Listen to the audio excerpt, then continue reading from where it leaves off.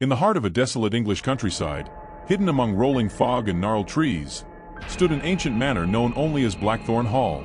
For centuries, locals spoke of its sinister past in hushed tones.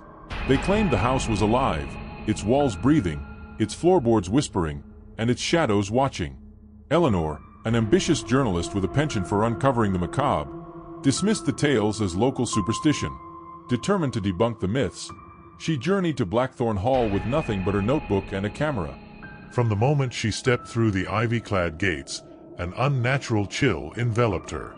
The air seemed heavy, as though the house itself exhaled in her presence. As she crossed the threshold, the massive oak door slammed shut behind her, and the air grew eerily still. The house was a labyrinth of decaying rooms, filled with faded portraits whose eyes seemed to follow her. But it was the noises that unnerved her most, soft, rhythmic sounds like shallow breaths emanating from the walls. She tried to rationalize it, drafts, old pipes, but the sounds grew louder, almost frantic, as night fell. Eleanor explored deeper into the house, her flashlight flickering ominously.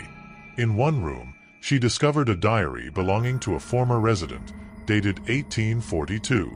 The final entry read, "The house is not haunted. It is alive. It feeds on our fear, growing stronger with every scream. If you're reading this, it's already too late." Panic set in as Eleanor realized she was no longer alone.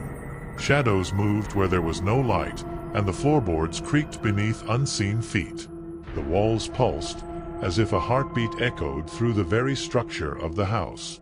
Desperately, Eleanor attempted to leave, but the house fought back. Doors locked, windows sealed, and the whispers turned into deafening cries. "Stay with us," they chanted. The house had no intention of letting her go. It had found its next victim. Her final act was to scribble a note in her notebook, a warning for anyone foolish enough to enter. "Don't let it know you're afraid. That's how it wins." When villagers found the house days later, it was empty. The only sign of Eleanor was her notebook, lying open in the entrance hall, its pages filled with frantic, illegible scrawls. To this day, locals swear they can hear her screams when the wind howls at night.